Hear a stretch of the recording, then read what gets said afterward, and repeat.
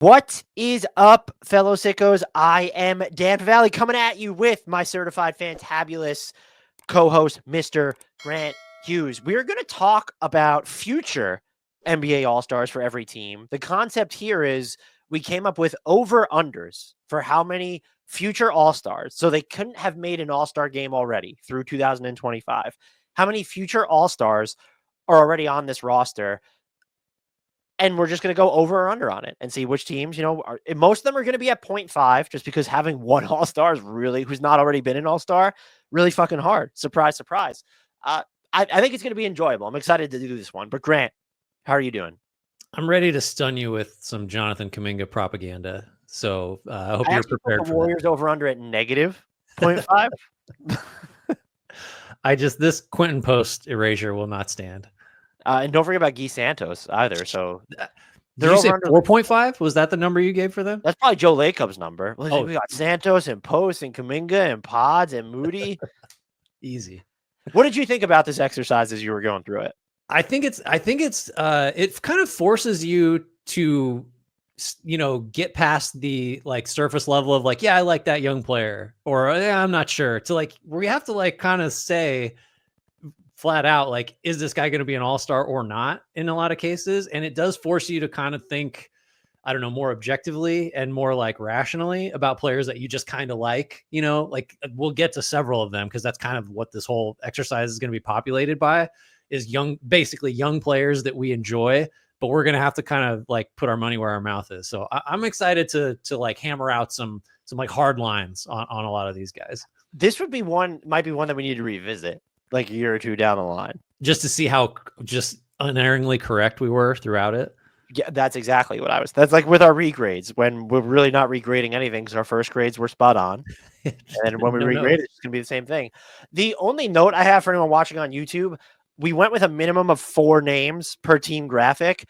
There are so many stretches here, but just having at least 4 for each team, the aesthetics of it just looked fine. So when you see, Frank Ntilikina on everyone's graphic, who we couldn't get the 4 on, we just assume they're going to sign him at some point and that he will make an all-star game. That's very intentional. All right, let's get started though. We will go dangerous because we're in charge of it, Grant, alphabetically. The Atlanta Hawks, Mr. Hughes, we have the over-under, and we can alternate here, set at them for 0.5 future NBA all-stars. Who are the names, before you go your over-under, that receive consideration here? Yeah, so really just to start at the start, Jalen Johnson was pretty clearly the number 1 for me, which might be dispiriting for Hawks fans because they have a number 1 overall pick who's also in consideration here, and he's kind of a distant one for me. But that's just how Risacher was billed, right? As the ceiling is what it is, and he's going to be helpful. Nobody thinks he's going to be a star. So you've also got Dyson Daniels and Yeka Kongwu. For me, that's kind of where the list ends. I don't know if there are any more down, who knows, if Kobe Buffkin had stayed healthy, maybe we'd have more to say about him. But this is Johnson for me, I think. And just to put a number on it, I'm not going to have these for every team, but so 18, 10, and 5 for Johnson this year. His season's over, played 30 something games, also shot 50% from the field. There's only 2 other guys that have done that at age 23 or younger, and it's Domantas Sabonis, who's got 3 all-star games, and Jokic, who has 11 million and will be an all-star forever. Very different player than either of those 2 guys, but just the raw numbers augur pretty well for Johnson to make an all-star game at some point. Yeah, we're going to need to have a conversation about his availability at some point, and I'm not ready to rule out Risacher quite as much as you, but I don't know what to make of him. I think he's going to be super solid on defense. I don't know if he's ever going to be the go check the primary guy and be really good at it, but you have Dyson Daniels on this team as of now. Would you prefer to, if you had to pick between Dyson Daniels and Risacher, who would be the more likely future all-star for you? I think it's Risacher probably, just because Daniels' offense is going to be just limited by his shooting and his general approach to trying to score, which is better, but still just he's not going to have the numbers, I don't think, ever. His overall impact, you could argue, might be better than Risacher's down the line, just because he's maybe the best perimeter defender in the league. That's different than being an all-star, though. Yeah. So over under 0.5 here. I'll go over. I think between Johnson and like outside shots for Risa Shea, I think even a Kongwu, like who knows if he just becomes a full-time starter for the next several years, then and he's going to be a 3-point shooter. That's pretty intriguing. I'll go over as well. I'm more tempted to go under than I feel like I should be for a team that has Jalen Johnson and last year's number 1 overall pick, though. Yeah. Next team up, we got the Boston Celtics. This is also a 0.5 over under. I mean, what do you like? This is look, this team already has its established all-stars. Derek White is kind of the only guy that you would imagine, getting in. Although if it were going to happen, you would think it would have happened last year or this year when it's like, we got to get 4 Celtics in the all-star game and it hasn't happened yet. So this one, I'm leaning under pretty hard on this one. I'm going to go under as well, but the argument to go over would be if you think this team is going to maybe break up at some point, maybe even this summer, when you're looking at like just how as they navigate the second apron, he's not going to be one of the guys that I would think they're getting rid of. And so his role could then increase, and then could he tend to have a stronger case than he did these past 2 years because, even now the counting stats look fine, but like if he's all of a sudden averaging like 20 plus points a game or something like that, would it make it easier for media members and coaches to throw him in there? Yeah, that's possible. Is Derek White 30 though? I'm pretty sure he's already.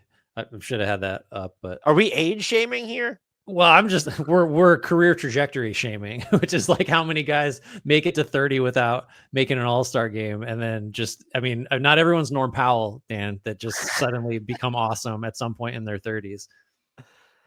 Yeah, he will be 31 30, by the way, next season. But he's the ultimate, like Peyton Pritchard, Baylor Shireman, Sam Howell. He's just the only outside shot that they have. I think that's right. Our next team is the Brooklyn Nets. They are also set, Grant, at 0.5. Let's go through the primary names here. There's Cam Johnson, Cam Thomas, Nick Claxton, been spearheading kind of a nice little defensive revival for Brooklyn too. Dariq Whitehead was just viewed as this like super high upside play, so you could throw him in there. Is there a Noah Clowney? Are you inclined? Let's see. What would your over-under be? I'm assuming you're going under here. I think you can make some fringe cases for a couple of these guys. Like what if Cam Thomas stays fully healthy and averages 30 a game on a decent Nets team? Like maybe, right. Aren't you almost tempted to just pick Clowney? Cause it's like, oh, there've been some flashes and he's young and who knows, like he could just explode in his mid-20s. Like that's not off the table, but then you're just going with like, well, the correct choice is the one we have the least information about, which is iffy.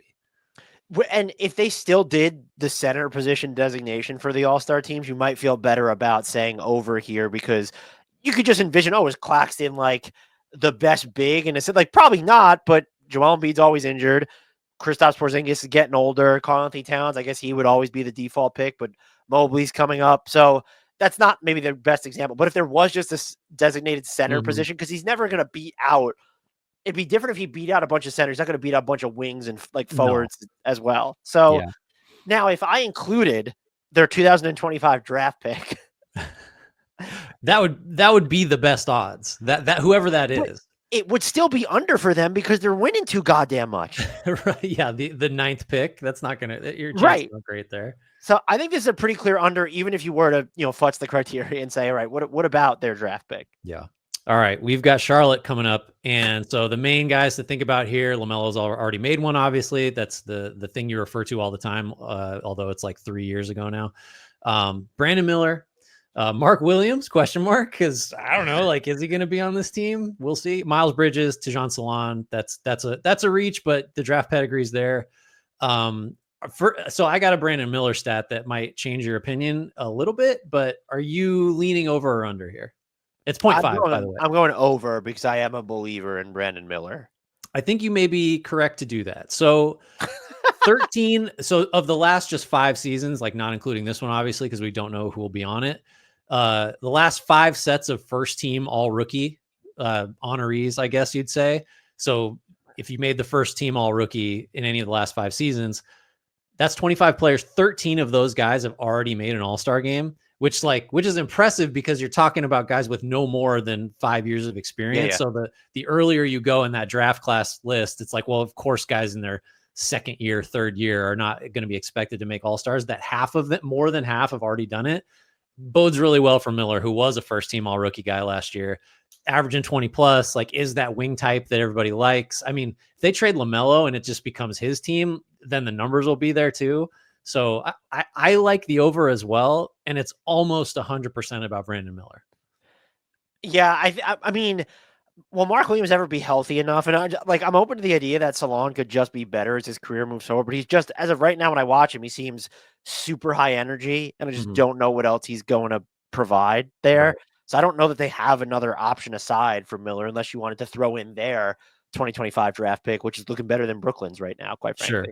Our next team up is your Chicago Bulls, but I will go through them. So for the Bulls, that's another team, 0.5 future All-Stars. They have Kobe White, they have Modest Buzelis, they have Ayo Dosunmu, they have Josh Giddey, they have Patrick Williams. You think he needs to belong? No, paid like an All-Star. They have their own pick back too. If you want to throw their draft pick in there, are you going over or under here? This is a hard one. Buzelis is a lot of fun and has had a lot of highlights. Had that 10 for 10 game. Super athletic. I could see him. So let's say he's like got a 25% chance or something, or maybe it's higher than that. It's too early to say. Kobe White is like the swing guy here. He'll be 25 basically by the time this podcast airs, because he's a couple days away from his birthday. Like, does he have another little bump in level? And like, can he be, assuming he's on the Bulls at some point? That's the other thing, is like, we've talked ad nauseum about like they probably can't extend him because he's going to hit unrestricted free agency because his current number's too low. If you guaranteed me that Kobe White was going to be with the Bulls, I'd be pretty tempted to go over. But I think I'm going to lean under, and that's with all due respect to Buzelis, who I can't make a decision yet on him as a player based on half of a season. I'm going to go over because the Kobe White swing, I think, helps me go over. But this is really, to me, about Modest Buzelis, who is just like, that dude can play. And I know everyone's probably seen the highlight dunks, but like the stuff he can do on his drives, there's like physicality, there's finesse. He shot the 3-ball fairly well this year too. I think he's made some excellent defensive plays on a bunch of possessions, especially as like kind of a help side guy. I don't know what that translates into necessarily, but this is basically, what is he, 6'10"? And he kind of plays like a wing on offense, but can defend like a big on defense a lot of the time. So I think there's real upside there. I'm inclined to go under because it's Chicago, but I really like Buzelis way more than I did him coming into the draft, which if he was able to kind of shake that and be on the Bulls, then who's to say what's going to happen over the next like 5 or 6 years? And why wouldn't you trust in the player development system that's gotten so much out of Patrick Williams? Like I think you're just really just betting on the right horse on that one. Your team feels like it's going to be a little bit easier to decide here, Grant. Yeah. So we're on to the Cleveland Cavaliers. One might consider never before made an all-star game: DeAndre Hunter, Isaac Okoro, Ty Jerome, Jalen Tyson. Like that's the thing. Jared Allen sneakily already been an all-star. That would have helped. Obviously Mobley, Mitchell, Garland have checked that box. So we're talking about a rookie, and I honestly, like, so this is a 0.5. I'm going under, and I assume you are too. But who is Hunter actually like the guy you'd give the best shot to of these, of at least the 4 that we're actually thinking about? I'm going to go under as well, obviously, but I think Jalen Tyson probably has the most likely chance, just because that archetype of, oh, look what he can do with the ball in his hands. And if he's going to continue to improve on defense and you trust him to work without the ball as like 2, that'll go a long way. And it's just, okay, the highest upside guy by default, because we, I guess, have the least information on him. You look at some of Ty Jerome's per minute stats, though, those might be begging for us to reconsider, but he's 27 already. Hunter's tough because I don't think he's ever going to have the offensive agency in Cleveland that he did in Atlanta, even as he sort of reworked his shot diet and usage. And Jalen Tyson specifically, that's someone who Karis LeVert's already gone, and Ty Jerome's going to be a free agent. Like this could be someone who needs to play a role for them next season. Now, I wouldn't predict him to make the All-Star game, but is he just he could be next in line as like a perimeter player there, and I just think he would get more on-ball reps than Hunter.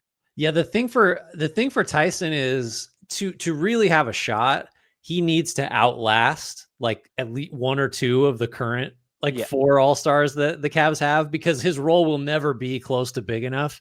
Good If point. maybe just say like Mitchell, just one of Mitchell or Garland's got to be gone, because like Mobley and one of those guards is going to make every all-star game for however, the next 5 years or whatever, maybe 3 or 4.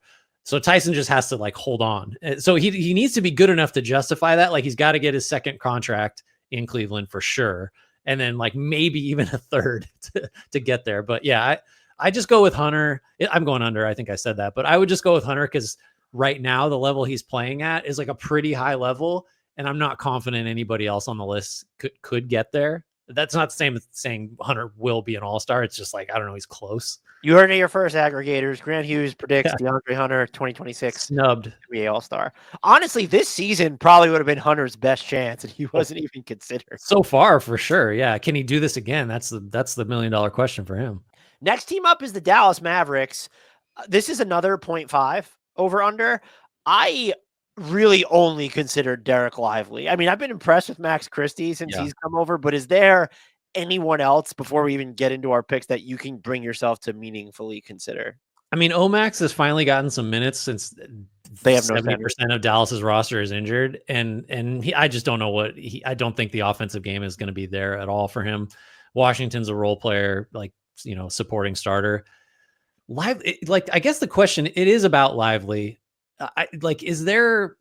Is he the type of big, so what's the path for him to being an all-star? He's got to be like an all defense, it's the Rudy Gobert path, basically, isn't it? He's got to be that good. Yeah. Yeah. I mean, it helps that that's the other thing is like, will he always shoot 70% from the field now that Luka's gone? Because he did that his first 2 years, and like maybe the offense really suffers. Yeah, I think that's right, is that he has to be like someone we talk about as defensive player of the year and be, a double-digit scorer on offense, but like, yeah, the Gobert model, that's a high bar to clear. So I really love Lively. I think he's a winning player. I think he'll be on a lot of good teams. I would start him over, I don't know, all but maybe 10 centers in the league, maybe not even that many. I just don't know if I got to go under. I don't think he's going to be an all-star. Doesn't it feel like his archetype is at now that they've gotten rid of the center position specifically too, is just at an inherent disadvantage? Because there's let's view Anthony Davis as a 5. It's just like even he has all these sorts of on-ball offensive skills. Derek Lively doesn't have a ton of that. Like he could do stuff as a passer, and it's just I keep going back to Rudy Gobert. It was a 3-time All-Star, but for someone who's considered a generational defender to only be kind of a 3-time All, it's just are these types of players like who's Jared Allen's made an All-Star game, but it's like who has consistently been that archetype of player and then made All-Star games? Yeah. To be a center that doesn't, I mean, I was going to say that doesn't stretch and score, like he's got to be, because I don't know what the odds are that he is like a defensive player of the year candidate, decent, but like, how does he get to like 18 points a game? Like, I know that's not like we're better than that to say like, well, that's the mark of a good player or not good player as points per game, but like just the profile is hard to see for a guy like him. I really do think without Luka too, just as like the best spoon feeder of a rim rolling center, like that's going to change his outlook, I think. Well, he could be like, there's the DeAndre Jordan route. He averaged 12.7 points per game when he made an All-Star game in 2016, 17, I think that was. So like, and he like, that's almost why I want to go over. Cause couldn't you just lightning in a bottle that year? Maybe there's other people injured. He will be part, I assume, of, he made, I think, your early season all defense team. Like he did. Yeah. I really like him. I think as we're talking about it, just, I don't know. The number's so low. Like there might be someone, I don't know, like Jaden Hardy, like, figures it out in a couple of years or plays a lot or whatever, but it's just, it's hard to get. I mean, Daniel Gafford aligns more closely out for several weeks now with the injury, but knee injury, like he feels more like a DeAndre Jordan type to me than Lively does. I was just using that as he doesn't necessarily need to score, but your point about Luka being gone. And so at this point, as Derek Lively is, so here are two things actually, I guess 3 things. Luka's gone. And then you brought in Anthony Davis to play beside him, which is kind of different than any other 4 that he was playing. And yeah, okay, some of these 4s around him haven't been the best spacers, but like Anthony Davis, I think he's fantastic, and he's been catching an unfair amount of shit because Nico Harrison lost his mind. But like, doesn't he have like perhaps the most inflated reputation as a jump shooter in NBA history because he had the season in the bubble where shots were going in that he's not a jump shooter at all. No, and, he takes them. Like, he will take them. They just not. He doesn't take a ton of threes, obviously. But so now you add that element around him. And here's the other thing. Okay, you still have Kyrie. As Derek Lively, in theory, is supposed to be entering his prime. Like, is Kyrie going to be retired on another team? Like, Kyrie's getting older, and you don't have the heir apparent who's going to be like the primary driver of the offense that someone like Derek Lively will always be dependent on. Yeah. I hate saying this, but I'm going to go under. If Luka was still on this team, I'm not trying to stick the knife deeper. I probably would have taken the over. Well, right, because to your DeAndre Jordan point, Chris Paul's throwing those lobs. Like, there's no chance DeAndre Jordan's ever an all-star without Chris Paul. And I think that's a good corollary for this one. Who's our next team, Mr. Hughes? We got the Denver Nuggets coming up next. This is, I mean, Jamal Murray is just sitting there coming off 55, like staring us in the face. There's also Michael Porter Jr., Aaron Gordon, Christian Brown, Peyton Watson, kind of a grab bag here of established guys and young players. So this is also a 0.5. I think I go over, and I think it's just Murray, because if Murray were playing, like he has over the last handful of weeks, from the start of the season, he might've made it this year.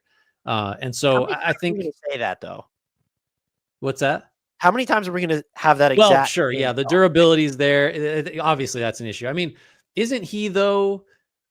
Does he have the crown of best player to never make an all-star game now? Mike Conley gave that up. I mean, he's on the very, very short list of that group. It's like, if he just needs one. I think he's still like, he's not young, but like he's got enough decent years left, or like maybe close to this level, to where I have enough faith in his odds of being like a pretty good pick. And then just the rest of the grab bag, like maybe getting one at some point. I feel pretty good about the over at 0.5 here. I'll take 0.5, and Murray's doing a good amount of the heavy lifting. But as you just said before, we've had this like some version of a conversation. Well, if he just played like this all the time, it's how many times are we going to do that? But I also, the two names that stand out here to me, it just wouldn't shock me if Peyton Watson, because of the role that he's in right now, if he ended up having like some sort of the Larry Marketing late career leap, if they change his role or he's on a different team. So there's upside there. And Michael Porter Jr., if we're talking about just envisioning a tenured player, like, couldn't he, in theory, just be a season where he's averaging like 26 or 27 points per game? And that would definitely get him in. And he's such a good 3-point shooter that he doesn't necessarily need the same number of shots to get there that other players would. So, I mean, you talk about like, he's not the same player on defense, like kind of the Klay Thompson mold, or even Larry Marketing, like the way that he generates his offense, like to get some of those gaudy numbers. And we've, of lately, before MPJ had that hamstring injury, that's kind of what he was doing. And so I think I actually had asked you, but I guess you think 0.5 is the right number, whether this should be 1.5. I think 0.5 is the right number. I will go over. I think it's the right number, because just as you were talking, it's kind of like, okay, let's imagine the scenario of MPJ being an all-star, and then let's imagine the one where Murray is. I think it's going to be one or the other, because there's not really, I mean, like maybe one's gone at some point, and like there's not enough to go around. I don't think, unless we have the Murray out for the season, MPJ goes nuts, or vice versa. Like, I don't think they can both play at that. There's just not enough, enough numbers there to be gobbled up by both. What if Jokic isn't or there? if Jokic is gone, everyone on the team gets way worse, and we're not having, it's under. On to the Detroit Pistons. Cade Cunningham is an all-star this year, so he is not on this list, for anyone wondering why he's excluded. They're another 0.5 team. Primary considerations being Jaden Ivey, Asar Thompson, Ron Holland, Jalen Duren. Who's the name that you sort of glom on to here? Honestly, it's a toss-up between Thompson and Holland, and I feel like I'm a bigger Ivy fan than most. But I think those two guys, Thompson is just like, if he gets the minutes and he can be a passable jump shooter, like that guy can do everything else. Just like we'll talk about his brother with the Rockets in a minute here. And then Holland, it falls under the like, young enough upside, enough of a like mystery box that I can't rule it out, which is inconsistent. I probably shouldn't have ruled out Buzelis for the same reasons. But I mean, I don't think Ivy's someone that like just might not be long for this team potentially. So you're getting more bites at the apple if you pick Thompson or Holland, just because they'll be Pistons for longer, hypothetically. I like the over here because all four of these guys that we have listed have a shot at it. And I think Thompson and Holland actually, like, I feel pretty good about betting on one of them. What game was that? I think against the Sixers that Cade missed, and we saw a bunch of point Asar Thompson. Yeah. And he's had like kind of a weird, because of the blood clots, how long it took him to come back, and then just kind of the setup of the roster, his roles, minutes. I like not that I needed reminding because I was still in on him, but it was just sort of just like this reinforcement of, okay, like I know Amen's doing all these things and it looks like he clearly has the higher ceiling, but Asar Thompson like can be like just a great player. And yes, there's going to be questions about the jump shot. He's the name that I immediately get drawn to here as well. I don't know I'm going to go over, but I don't feel as strongly about any of the other candidates to where you're kind of looking at as, well, they're going to get another bite at the All-Star apple with Ron Holland or maybe Duren or even Ivy. I don't feel that way about any. And I can't get a good feel for what I think Ron Holland is going to be. I think he's not good enough defensively and very limited offensively. Like the passing is there. And I guess if he's ever going to you could say if he's ever going to have a consistent jump shot.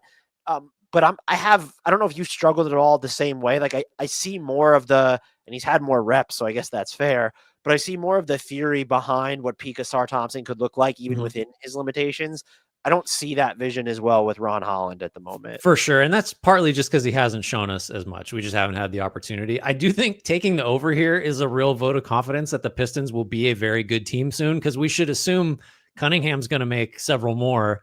And we're saying they're going to have 2 All-Stars like concurrently, probably at some point in the next, I don't know, 3, 4, 5 years, which I feel good. I think like they've got Asar Thompson. I think he suffers from Amen Thompson has been the story this year. And it's like, we're almost like not allowed to celebrate both of them at the same time. Because like last year, Amen Thompson had the ankle and Asar was just guarding everybody and putting up these crazy block and steal numbers. It was like, oh, he's the one. And then Amen took over this year. And now Asar is kind of like, they're both, I don't know. Like it's almost just like, I think they're both going to be great. And they might be great, like very similarly, which is kind of weird and cool too. I mean, they're twins, so I don't know what you expect, but yeah, I like Thompson a lot. I think he makes me feel very good about the over. I did say I gave cursory consideration to Isaiah Stewart, where it's just if someone convinced him to take threes and not hesitate, and then he played more minutes in any given season, it would be almost like the Brook Lopez trajectory, to where even when he started shooting threes, he was kind of hesitant. Yeah. And then he started just getting them up and just like, what would that look like from Isaiah Stewart? And we know his value as a defender, of course. Right. Who's our next team, Grant? My team, your team, everyone's team. This is the Golden State Warriors. Their number is also 0.5. Candidates include Jonathan Kuminga, who you might remember from back when he used to play basketball like 10 years ago, the longest ankle injury recovery of all time, still out. Brandon Pajemski, Quentin Post, just a monster specialist. Guy Santos, real fun inclusion by you on those last two. Like, what are you trying? No Moses Moody? What are we doing? Moses Moody would be my pick. But who is it? Would there be a different Moses Moody would be third, but like who would be the fourth, like to put up on the screen? I don't know. I'm trying to think who it would possibly be. I don't think you could have a justifiable inclusion. But they traded Lindy Waters, so that would have been the right answer. And TJD has just vanished. He's such a mystery. Like he rates well by a lot of catch-alls. The plus minus is bad generally. And like he'll make 2 or 3 plays a game and like, guy's athletic. Like he can really do stuff. He doesn't impact the game somehow positively. I think he's one of those guys that like makes enough defensive mistakes and is like just lacking in size enough to not really be helpful. Anyway, here's a Kuminga stat, Dan. He has averaged 20 points, 6 boards, 2 assists per 36, and shot 50% for his first 4 years of his career. Among guys with those numbers who've played 200 games, so none of these guys that like had 3 good games over 4 years, 18 of the 23 went on to be all-stars. So like if you can do what he's done statistically at this age, your odds are very, very like overwhelmingly good that you're going to be an all-star. And most of those guys are like first ballot Hall of Famers. So what's the over under on future Hall of Famers? Is it 0.5? Here's my follow-up question. Where does he rank in total minutes played on that list? Oh, I don't have it up anymore because it's like Kareem and Tim Duncan. Like, there's all these guys. Well, I meant through like those first like 200 games or like first 4 years of their career or whatever. Yeah, if you he's towards the bottom for sure. He's like in the mid to late teens, I think, in terms of that's one good knock. So I don't know if I'm going over under yet either. That's one big knock is the availability. The other one is like he's a restricted free agent. There's no guarantee he's on the Warriors at this time next year. So that rules him out too. Well, if this makes you feel better, but then I'm going to proceed to make you feel worse. If this makes you feel better, I think he's still going to be on the Warriors because you can't let him go for nothing. No. And a sign and trade, you run into base year compensation issues. Mm-hmm. I think they're just going to end up moving him by next year's deadline. He's redundant to me with Jimmy Butler and Dray. Maybe they end up moving Draymond. If they end up moving Draymond, I'll just be floored. Like just as the emotional component there. I'm going under here. We've disagreed on Kuminga, and the numbers are what the numbers are. He just feels like 1.5 dimensional to me. I don't see it consistently on defense. Doesn't have the rebounding numbers.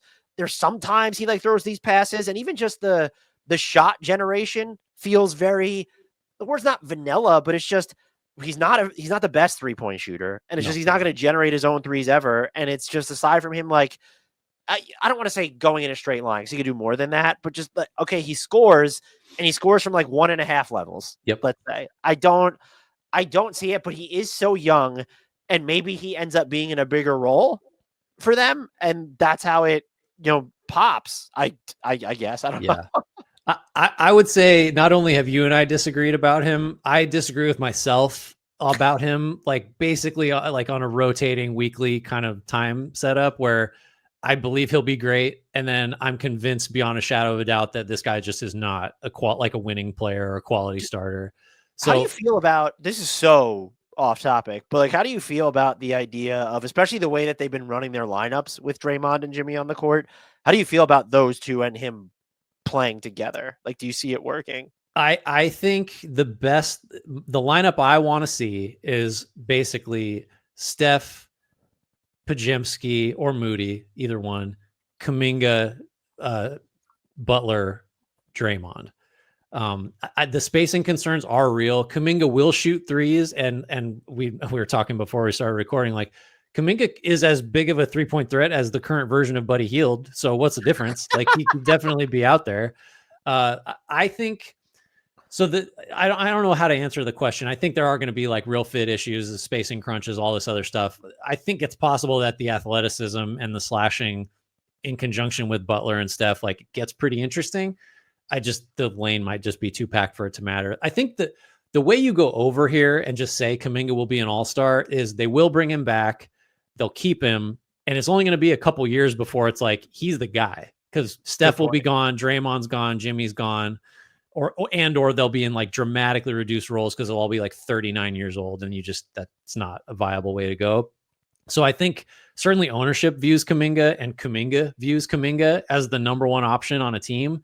There might just be a year or two where that's like actually the case and he gets the numbers and maybe finally, because he always plays better when he starts, always plays better when his role's big. That's like a character knock, frankly, but it's also a fact. So I'll go over. Mostly it's Kuminga just having an outside shot at being like a number one option, like within his next contract. And I think that it might be possible. No pathway for Pods, who's been shooting the hell out of the ball since he returned from, what did he do? Like cut himself while trimming his goatee or something? What was he injured with before? I would say if all stars were judged by plus minus and or charges drawn, he would have a great chance. But I feel like if you were going to go over, which I'm not going to, I'm going to take the under here. The more compelling case for me is Kuminga and Pods both give you long shots, and that amounts to going over because Pods, I feel like in any given year, not the same level of defender, I want to make that clear, could have like the Derek White type case. Like, shit, the Warriors are first in the West, and look at Pods' plus minus. He's filling up the box score across the board. He hit his threes that year. So but I'm still going under here. I just don't. The logic you laid out with Kuminga, though, where it's okay if he lasts on this team beyond, because like Jimmy coming, I think even without Andrew Wiggins there, that's just going to inherently kind of repress his role. But that is temporary. Yeah, so, no, you're correct to go under. Let's just set that out there. I'm going over just for funsies. We are on to the Houston Rockets. So we have them set at 2.5 All-Stars. That is the highest one. I think it's tied for the highest on this list. You have Amen Thompson, Reed Shepard, Jabari Smith Jr., Jalen Green, Cam Whitmore, Tari Eason. Am I missing any? But Nate Williams? Yeah, Nate Williams the other night looked like an all-star, I'll tell you that. So this is a lot. And like Şengün was an all-star this year. I'm like almost, I don't know. I feel Amen Thompson's going to make an all-star game at some point. I feel pretty confident in that. I am still Reed Shepard pilled. That has not changed, even though he hasn't played a ton this year and hasn't necessarily looked great when he has played with the NBA club. But I think he's going to be an all-star. And so it comes down to, for me, do you think that Jabari or Jalen Green or Cam Whitmore specifically, Eason feels like a stretch, but he's just part of the young core, so I threw him in there. Could they catch lightning in a bottle? That's tough for me. I think I'm inclined to go under. So much like your Reed Shepard pilled, which I would sort of join you in. I'm Jabari Smith pilled, and like in kind of a way that like I think he's gonna be a helpful guy, like a good starter and like kind of an X factor on a good version of this Rockets team. I don't know if that's the same thing as being an all-star, but Thompson's in. Green is the swing guy for me because I think there's a version of this Rockets team, and we've seen quite a bit of it with Van Fleet out where it's like he's got the ball a lot, and you know the hot and cold stretches are what they are. He's honestly still young enough too, where like he might just become more consistent, and suddenly he's a 25 per game guy with good efficiency. Like that's not out of the question for me. 2.5 though. Like if we assume Thompson has it, we still need 2 more. But so, and you're really talking about Green, Shepard, and Smith. 2 of those 3 guys going to do it. I think I have to go under. If it's 1.5, if it's 1.5, I'm over. Should it have been 1.5? Is that the better? Was 2.5 too? Because I looked at it as, I guess I just do reach. I think he's like he's a default for me. So I was looking at it. He's in ink already. Yeah, I mean, if it was 1.5, I don't know. There's no realistic number between those two. So maybe it's because you have to think harder about 2.5. I think 2.5 is the right number. I'm just going under. Now, if it was 2, it'd just be a push for you. We're going to go over. Yeah, right. I'd just push. That's a lot of fun. Next team is yours. Who we got? We got Indy. List includes Benedict Mathurin, Jarris Walker, Andrew Nembhard, Miles Turner. Just by the way, I didn't have him on the initial list because I could have sworn he made an all-star game. He did not. Miles Turner. Yeah. Well, he's in the conversation with Jamal Murray and Derek White then as like best player to not make an all-star game. So, I mean, Turner might not be on this team. He probably will. Walker and Mathurin, who knows? Man, it's the number's 0.5 by the way. If I didn't say that, yeah, I'm going under. I don't feel confident that any of these guys are going to be all-stars. I'm going under as well. Who is the one that gives you the best chance of hitting the over, though? Drawn to Andrew Nembhard, because I think that I have to see what he's going to end up at as the game's played, but he's an all-defense candidate type of guy. Yeah. And he can just pop on offense. And so if he's healthy for an entire year and he's playing all defense level at one end and then scoring like, I don't know, 15 points a game. He's at under 11 now. Like that might be, I think Benedict Mathurin's probably like the highest upside play, but Nembhard's the name I look at and say, if there was going to be someone who one has the time, I think Miles Turner, even if he stays in Indy, is just, he's getting older. Right. I would go with Andrew Nembhard.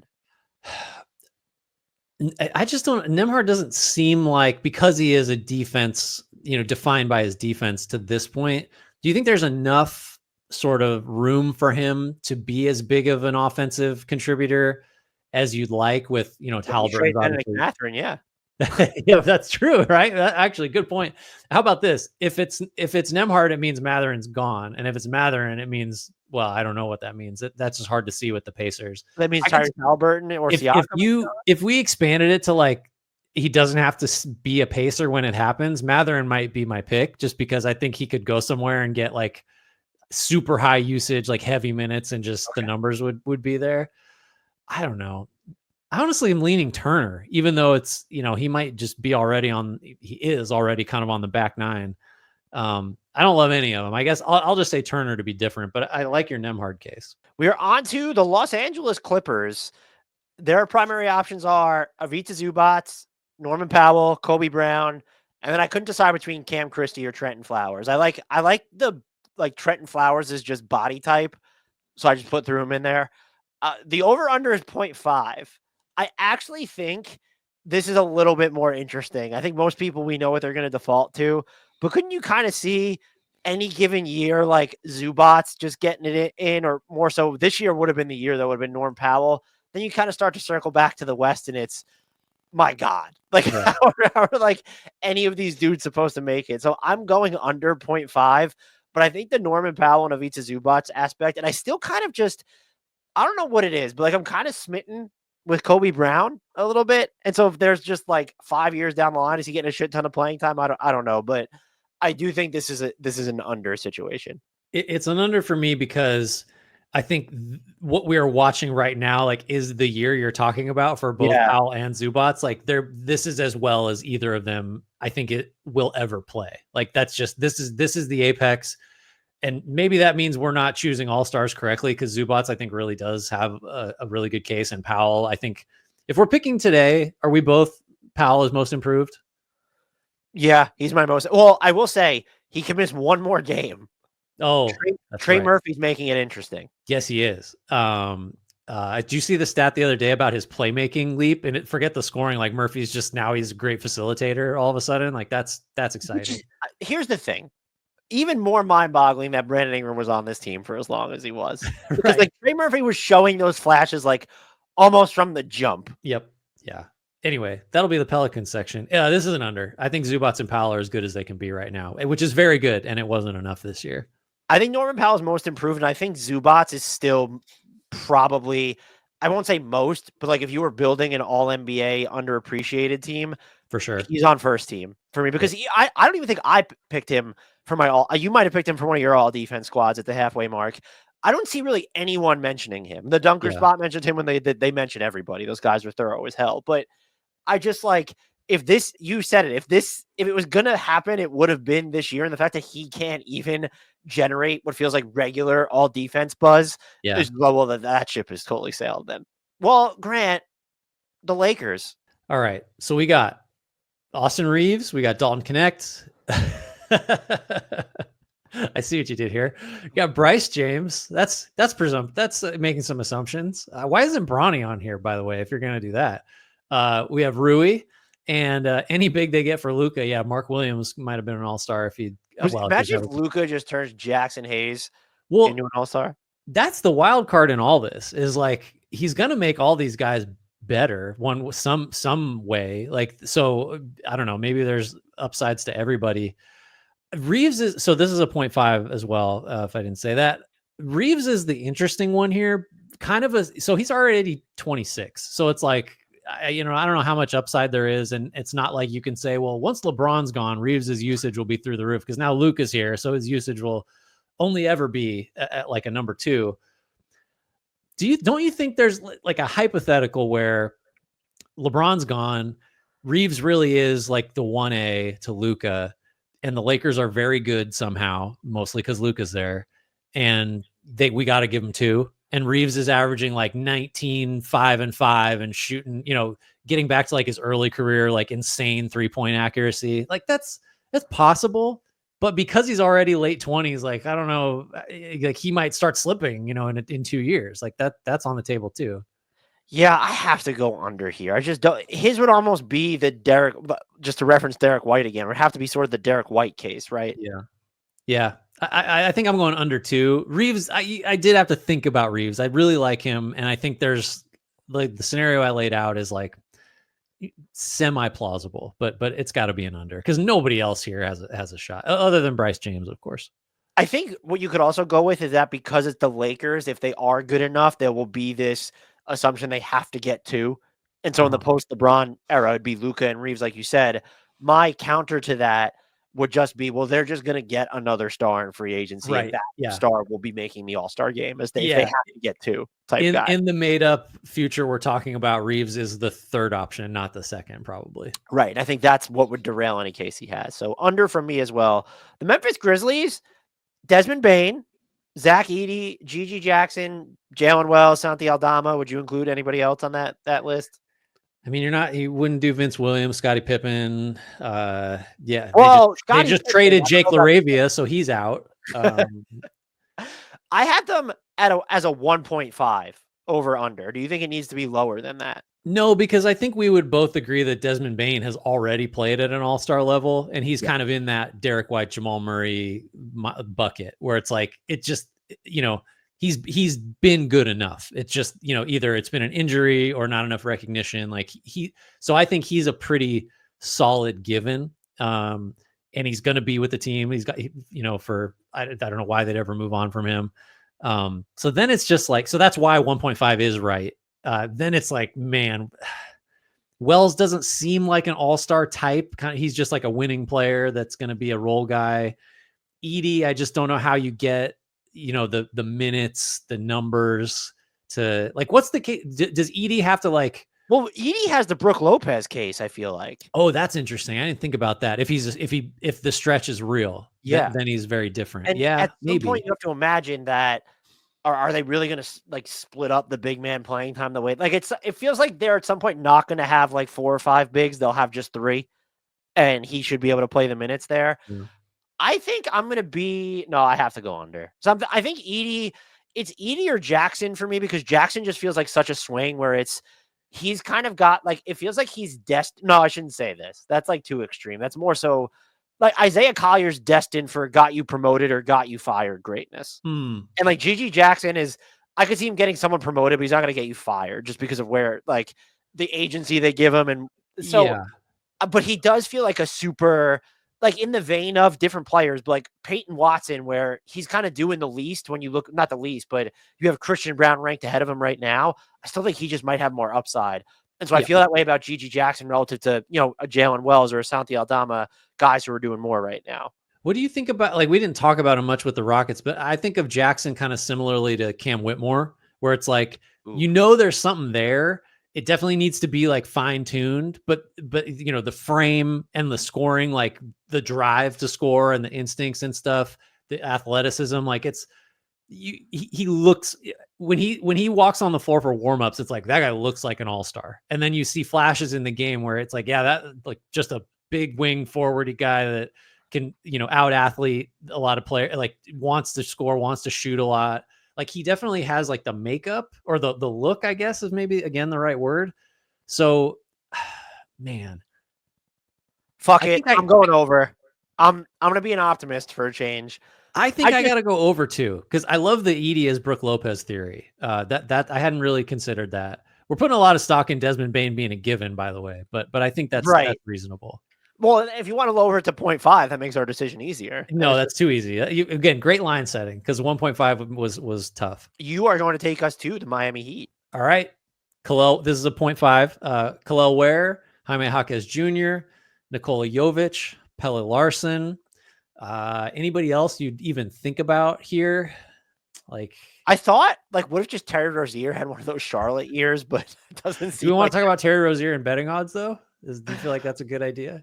Oh boy, sorry. He's probably listening to this pod or the people he's associated. That's lazy. I'm ashamed of myself. Well, it doesn't seem like they didn't find any wrongdoing with him specifically, and it's an interesting case with him because he makes so much money that I don't understand why he would be in that business. Totally. So maybe nothing untoward happened on his end is what I would say. Probably nothing untoward happened. So I wonder what you think about this. Where is the guy that is giving me the hardest like time decision wise here? He's looked really, really good once he's gotten like actual minutes. Did you see that he's the favorite to win Rookie of the Year now? Isn't that nuts? Like that seems like too much. But like it is sort of just. It's a harbinger of what this rookie class is, though, where it's just I had Jarrett McCain number 2, and he hadn't played like a month in my Rookie of the Year. Like, how many more minutes is Castle going to play than Ware by the end of the season? It's like going to be several hundred. Like it might be 1,000. It just Khalil, well, yeah, but Khalil will probably end up playing more than Joel Embiid did. But like if it goes to someone who's just like the most outstanding rookie rather than waiting sample size, retroactively Joel Embiid, third year Joel Embiid technically is going to be pissed. That's the other thing. I mean, I don't think Jovic, I would kind of rule out. Larson as a role guy to me. Jaquez is a really good role guy. Do you think, here's my issue with Khalil Ware. Let's say you buy into the stretch, buy into the ball skills getting better, buy into him doing maybe some more, I'll say effectively like traditional big man stuff on defense. Does it become a lot harder for him to make the All-Star game so long as Bam Adebayo's there or no? Well, yeah, definitely. And then you're like, well, how good is this Heat front line all of a sudden if we've got two guys? I mean, well, Adebayo has had a rough year, but like, I guess it does make it harder. I don't know the flashes we've seen from Ware, and given his youth and his size, and if the stretch is like real at all at any kind of volume, I don't know. I think I'm tempted to go over, and this is even a smaller like sample than a lot of rookies I've kind of dismissed. I like what I've seen. I get a feeling with Ware, if that makes any sense. There's also like, had we done this exercise at this point last year, wouldn't we have talked more about or at all about Jaime Jaquez? Last year we would have talked more about him, I think, but wasn't that the knock? Is like, he's pretty fully formed. I don't know how much upside there is. Like that really was the rap. So sometimes that turns out to be true. I'm gonna go under here. I don't know if I also think for the player that Khalil Ware is, if he's never like an ace defender, I think that's gonna work against him because people look at his prototype of player and say or assume that they need to be like really good on like not they're different players, but it's Obi Toppin could average 25 points a game and is never going to be an all-star. Right. Yeah. Well, now just watch Jovic go full Larry Markkinen in the next couple of years, and Kyle Larson's coming, baby. Then when Drew Smith gets healthy, it's over. Oh, look out. Forgot about Drew Smith. The Milwaukee Bucks, this is just sad. Which it wouldn't be sad if they were like really good, but they're barely a contender. But their primary candidates, this is a 0.5. Kyle Kuzma, AJ Green, Tyler Smith, Andre Jackson Jr. I mean, Chris Livingston, you want to throw him in there too? If AJ Johnson were still on this team, we would be talking about him probably more than anybody. The only way I'll support that trade is if they end up doing well in the playoffs and Kyle Kuzma is like a huge reason why. Yeah. The Bucks fans all of a sudden thinking that like AJ Johnson was like going to be a lifeline to the future, like spare me. It wasn't a good trade, but this is like it. I think it was because he had like a good game, like at the NBA level before he was traded. But everyone hated that pick in real time. I didn't know enough about him at the time. I haven't seen anything that makes me think the Bucks are going to regret giving him up. If anything, I think it circles back to, they really missed Chris Middleton during these, this next one or two playoff pushes. Yeah. But I will say the player here that intrigues me the most kind of is Tyler Smith. Just like when you look at his archetype, it's sort of standout for the position. And so if he's going to come in and he's going to shoot super well from three or something and the per minute numbers are going to hold, that would be, if you're asking me to identify who's the most likely future all-star on this team, I'm just going to pick the 20-year-old who's 6'11" and is willing to shoot threes. It's the unknown is like a virtue in this case, because what we know about the knowns is like they're just not all-stars. This is an easy under for me. I don't see it with anybody here. If anyone would like to make the case for AJ Green, Kyle Kuzma, like we're all ears. I probably won't agree with you, but your team. All right, Minnesota's up next. Rob Dillingham, Jaden McDaniels, Naz Reid, Leonard Miller. Nickeil Alexander-Walker is not listed here. That's preposterous. Trying to think of anybody else. And he's going to leave. Luka Garza. Who else? Josh Minot. Shannon. Come on. So Dillingham is the flashes have been there, and the path to like just succeeding Mike Conley is fairly obvious. So like we should assume he's going to be a pretty big minute starting point guard fairly soon, like while he's still in the early stages of his rookie deal. So that's one. I don't see it for McDaniels. The Kuminga stat I trotted out, Naz Reid is in that group of like the 26-2. I bet you he played more minutes than Kuminga too. So, and then I thought about, I was like, if Naz Reid was a full-time starter, like I could see it. I you know, there are reasons he isn't a full-time starter, but he's younger than you think. And offensively, I think he can produce like all-star-ish numbers.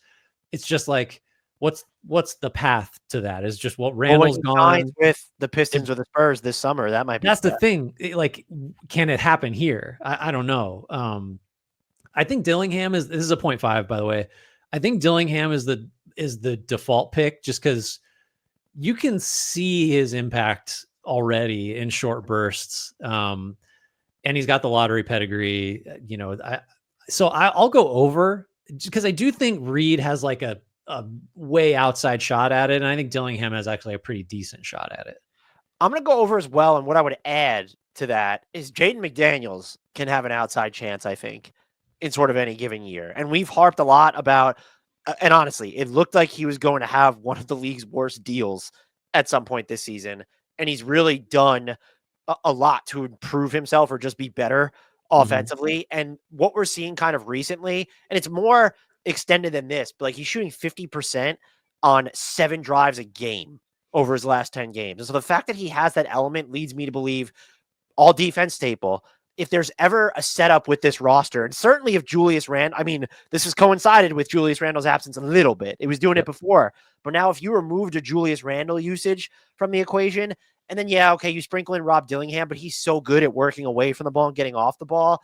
If you can get a higher usage version of Jaden McDaniels on offense, and honestly, if you could tell me that Jaden McDaniels was going to have a season where he had 25 usage or something, I might have bumped the over-under here up to 1.5. So I'll go over here because I think that I might feel a little bit worse about it. Like, who's the last small guard like that was regularly considered for All-Star? Was it CP3 or who am I missing? It's tough. I mean, like Isaiah Thomas had a minute there, but that's an ultra small guard. Dame is on the Conley's another one.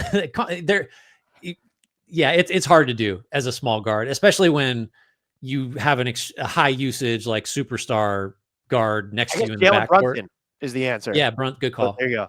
Good call. I'm going to go over. I think the conversation would be, do you see a case for this needing to be set at 1.5 rather than 0.5? No, I would have gone under pretty easily there, I think. I probably would have gone over just because of Leonard Miller, but whatever. The Pelicans, this is a 0.5 team, and you have Trey Murphy, Jordan Hawkins, Herb Jones, the untouchable Yves Missi. CJ McCollum hasn't made an all-star game yet. You throw him in there too if you think that that's something that might happen. So I mean, his name should be there, right? Like, I mean, anyway. So I'm gonna go. I like Trey. So here's why I'm gonna go over, and I think that this is just situational, but it's just like their 2025 draft pick. If you wanted to throw that in there, like that's gonna be pretty high. So maybe it's them, but I really like Trey Murphy. You mentioned sort of the playmaking bump from him. I think that he's someone who's going to get, like, when we look back kind of in like 3 or 4 years, we might see like someone who's noticeably better defensively. And the fact that he just has more layers to his offensive game than the long distance shooting or even kind of the movement or spacing away from the ball, I'm going to go over. I'm a little bit reluctant because I don't know if he's ever going to be like on a healthier version of the Pelicans or one that's competing. I don't think he's ever going to necessarily have the opportunity license that he has right now. But he's just a really good all-around player. And I think that can, give him a chance to get into the all-star discussion. Yeah, Murphy definitely is the reason I go over. Hawkins, like, that's a tough one. He's just going to have to like lead the league in 3-point shooting probably, or be up in that conversation, which is not out of the question. He's definitely had stretches where he looks like a defense breaker, like one of those rare movement guys that can just, kind of open everything up. Herb, like, remember when, another all deep, he's kind of the Jaden McDaniels theory, like, plus, the flashes we've seen of him as like a playmaker. You're going to have to question the opportunities he'll get in pick and roll stuff just because of who's on his team. I don't know, but if you've got the defense locked in and there's a way for him at some point to, average 17 a game or something, like, not totally out of the question. But Murphy gets you the over pretty comfortably, I think. He's in his age 24 season, leaps as a scorer, leaps as a facilitator. The Pelicans should just make him a high usage guy. Like, that just needs to be the thinking. So I go over here. If you're looking at it, which we should, really focused on the long term when is Zion and DeJounte Murray both still going to be there? And the answer is probably no, whatever this next iteration of the team is. It would probably surprise me if it happened. I'll say it would probably surprise me if it happened before they go the nuclear route of making him, let's just say, their number 2, whether that involves of getting rid of Murray, or we don't even know if Murray's going to play next year. So actually, maybe it could happen next year. Who knows? Oh boy, Grant, we're on to your New York Knicks. So you already got Cat and already got Jalen Brunson. So that's going to be like front of mind as we try to rationalize these other names. Mikal Bridges, OG Anunoby, Josh Hart, Mitchell Robinson. I'll just say it so you don't have to. Pacom Dadier, Frank Ntilikina on a comeback tour, Tyler Kolek, would have said Jericho Sims, but he's gone. Ariel Hukporti then. Here's the problem. They have 2 that are just going to be there, like in Cat and Brunson, I think. So getting a third, just because of the way it works. The Bucks have done it. Yeah. But the way it works is you've got to be like a pretty close to like a runaway number 1 seed in your conference, which like, how's that happening in the next couple of years? So while I think like Bridges and Anunoby specifically are guys that for other teams, we'd say like, oh yeah, the upside's there. They could have a lightning in a bottle year. Can't say either has had a career year yet. They're still like in prime seasons. Just because they have to be the third guy on this team, I think I got to go under the 0.5 here. Just because I don't think the situation is right. It's not so much about the players themselves. So I'm going under as well. And I would counter that I think the situation, if Mikal Bridges was a different type of player, like would be, or the player that I think even I thought maybe he could be. Look, at some point, there probably needs to have a conversation. It'll be when they get eliminated from the playoffs that the Knicks gave up all that to get their 5th best player this season. Yeah. That's the 2 that I look at are, but like, I think you have to believe in his all-star potential if you're going to pick the over here, because I don't think you're not getting a better version of OG Anunoby and Josh Hart than you had this year. Yeah. And they didn't I saw Knicks fans were trying to make the push for both of them. They had fantastic years. I don't think, like, even going through people that I thought were snubbed, I just don't think they probably had a real chance. And if I had to pick between the 2, I mean, it probably should be Josh Hart, but I think people latch on to OG Anunoby more. Yeah. Like, even though Josh Hart, like, OG Anunoby's going to score more, but Josh Hart's just going to have more counting stats overall. Mm-hmm. I'm going under here as well, which I think speaks to, I still think Mikal Bridges is a fantastic player, ultra scalable, but it does speak to that the Knicks didn't trade, like when they gave up all that, they weren't getting someone who had just an all-star type trajectory. Yeah, I agree with that. We're on to the Oklahoma City Thunder. The over-under is set at 7.5. Everyone on their roster. The actual over-under is set. So Jalen Williams made an all-star game this year, which I actually briefly forgot when I was making this, Grant. So I initially had them set at 2.5. They're set at 1.5. You have Chet Holmgren, which I think that he's the given. And then you get into like, okay, well, what are the swing pieces? Nikola Topic, Aaron Wiggins, AJ Mitchell, Cason Wallace, Brandon Carlson. Oh, can I actually say something very quickly? I'll allow it. If they played, and one of them was playing, AJ Mitchell got injured. If both Carlson and AJ Mitchell were playing, I think they would be like all rookie shoo-ins. We've seen very little of Brandon Carlson, and the stuff I've seen, I'm smitten is the word I'm going to throw around. And then AJ Mitchell, like he's a fucking. He was. I think we had him. We were talking about him already as all rookie, even though the role is tiny. I don't know if he's always going to shoot like this, but the defense is hellfire, and he just moves so well away from the ball and could just sneak into like the lanes and stuff with or without the rock. I can't honestly. I wonder. I mean, they probably still would have made the trade because what was Josh Giddey doing for them? But like, if you knew, and AJ Mitchell ended up getting injured, but if you told Sam Presti before the Alex Caruso trade that AJ Mitchell was going to be this and he was healthy, part of me thinks that he wouldn't have made the Alex Caruso. He would have done something else with Josh Giddey, but neither here nor there. Yeah, either way, Giddey's gone. We can agree on that, but it might not have been for Caruso. I mean, so Chet is a given. Like he's going to make multiple All-Star games as long as he's healthy. I don't know where the second guy comes from to get over the 1.5. Like I almost want to go Topic, but then that's just like, how is he going to have the role that he needs on this team to be an all-star caliber producer? Like I don't, and then I'm also just picking him because, some of the draft stuff was really interesting and we haven't seen any of his flaws this year because he hasn't played because he's been injured. So like, if I feel like I'm sensing through the screen that you're leaning more towards the over. And who is it that's getting you there? I feel it towards this through the I can screen. sense it. I think so. It's Topic and Aaron Wiggins for me. I think Aaron Wiggins has I just want to see what would happen if you put him in a 30 minutes per game role for an entire season. The upside as what he can do on defense, and as someone you're talking about, well, how do you get the numbers when you're looking at the larger context of this team? He is the example. It's him. And I think Topic, I'm higher on him than consensus. Do you remember who my draft comp was for him when we did those? Shea, right? It was Shea. And so I understand what you're saying about there being either redundancies or would he just be cannibalized by having J-Dub and Chet and Shea and then, of course, others ahead of him in the pecking order. We got to think super long term here, again, for this exercise. There could be a season where maybe the Thunder look different. Maybe Chet or someone else, I'm not wishing it, but they're injured. And it just ups that Nikola Topic could be jumping center at some point with all the injuries to these bigs in OKC. So looking ultra long term, Topic is the guy for me that is going to swing it to the over. Yeah, I would love to have seen him play a second this year. I think because I feel so strongly that Chet is just of anybody we've covered, I think, yes, he's going to be an all-star. I think Chet's going to make all NBA teams. That's 3 because Shea and J-Dub aren't going anywhere. So I guess how about this? I think it's more likely that OKC's 4th all-star is not on the team yet. It'll be someone that they finally fire some bullets at and trade for. Just Topic is the one that gives me the most pause, but we don't know anything about how he's going to perform at an NBA level. With the caveat, I think everything you're saying is super valid.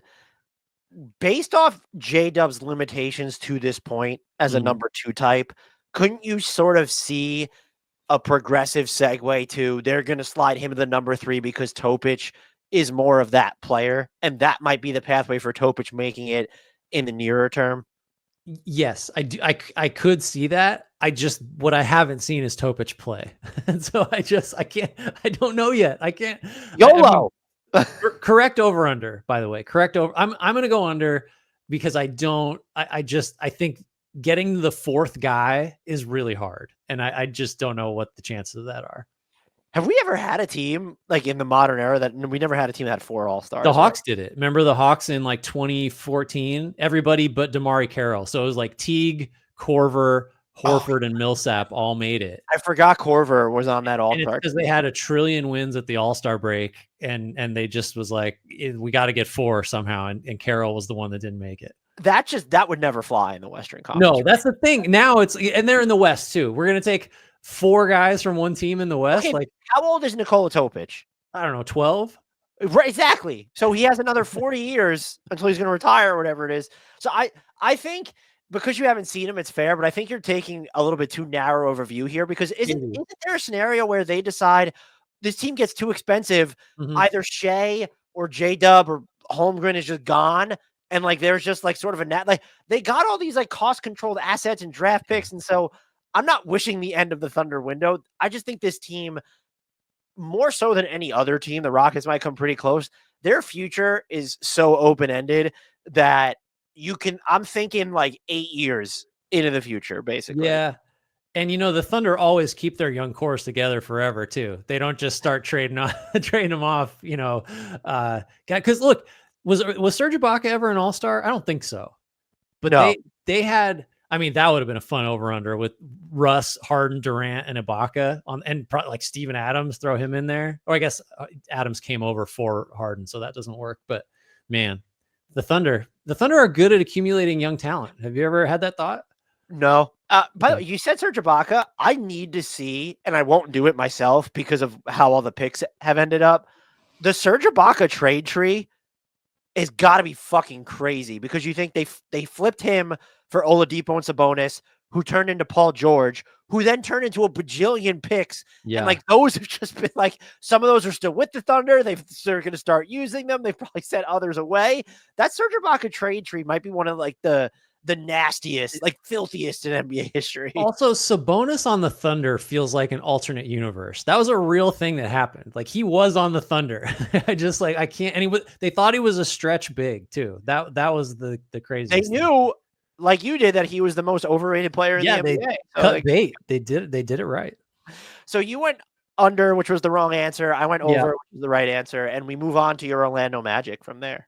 All right, Franz Wagner, Jalen Suggs, a lot of good candidates. Anthony Black, Wendell Carter Jr., who I definitely predicted probably like 4 or 5 years ago had a shot to be an all-star. No, not old. He's 25, which is why you could what the number is 1.5 here, 1.5. Paolo Banchero's already made it. Franz, any other names? Franz was going to make it. He would have made it. That's so he's a given. I think Franz will be an all-star at some point. And man, first of all, before we start picking this apart, like Isaac's never going to play enough. Jed Howard not going to get there. Who else is even someone we should? Goga. Honestly, I know he's playing minutes. I just don't see it with Tristan Da Silva. Like he might get all rookie love because of the minutes, and he's a participant in one of the NBA's best defenses. But he's a glue guy. There's no all-star upside for him. He's like a store brand glue stick. Yes, he's a glue stick guy. Not an all-star.